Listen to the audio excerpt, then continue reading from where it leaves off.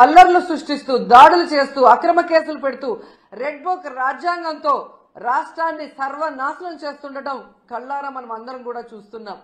ఎంత దారుణం అంటే ఒక మహిళ హోంమంత్రిగా ఉండి కూడా మహిళలకి రక్షణ కల్పించలేని దౌర్భాగ్య స్థితిలో ఉంది అంటే సిగ్గుపడాలి.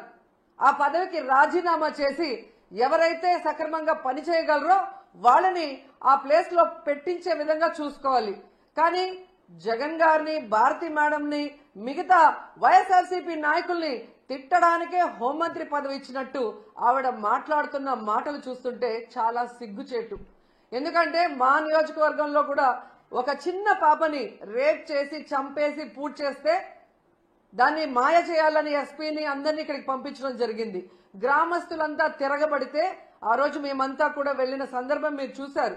అప్పుడు విధిలేక అక్కడికి వచ్చి డబ్బులు ఇచ్చేసి చేతులు దులుపుకొని వెళ్ళిందే తప్ప ఇక మీదట ఇలాంటివి జరగకుండా కఠినతరంగా మరి శిక్షలు అమలు చేస్తాం, తప్పు చేసిన వాడు ఎంతటి వాడైనా వదిలిపెట్టము అన్నట్టుగా ఆవిడ ముందుకు వెళ్లాల్సింది పోయి అప్పటి నుంచి ఇంకా ఎక్కువ అవుతూ పోతున్నాయి.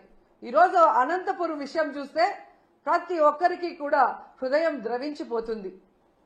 ఒక ఇంటర్ చదువుతున్న తన్మయ్య అనే గిరిజన అమ్మాయి 6 రోజుల ముందర కనిపించకుండా పోయిందని వాళ్ళ తల్లిదండ్రులు కంప్లైంట్ ఇస్తే కంప్లైంట్ ఇవ్వడానికి పోలీస్ స్టేషన్కి వచ్చిన వాళ్ళని ఎంత అవమానంగా వాళ్ళు బిహేవ్ చేశారు.